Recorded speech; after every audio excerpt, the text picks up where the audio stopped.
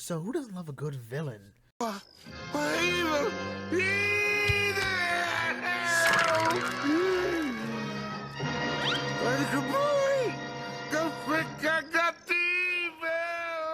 Okay, maybe not that guy, and probably most people that have to deal with them, but you get what I'm saying.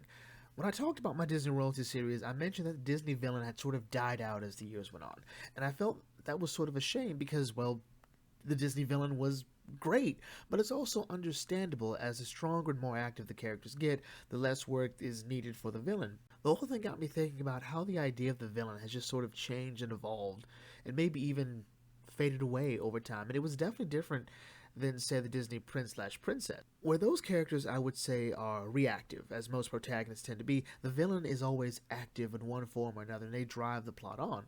I like to think that everything we can learn about the Disney villain evolves from what I call the three schools of villainy, and these schools come from Disney's first three major villains, the Evil Queen, Lady Tremaine, and Maleficent. So that's what our next Disney project's going to be. We're going to devote one video to each of these three, their three unique schools of villainy.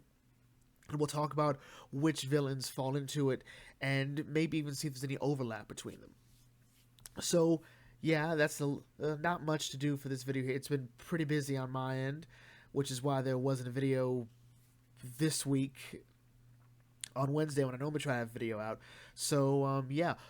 So, question for you guys. Who's your favorite Disney villain? What makes a good Disney villain? What makes a bad Disney villain? Leave your thoughts down in the comment section. I'll catch you all later. This is About Think Tank signing off. Thanks for watching. As always, may your fandom serve you well.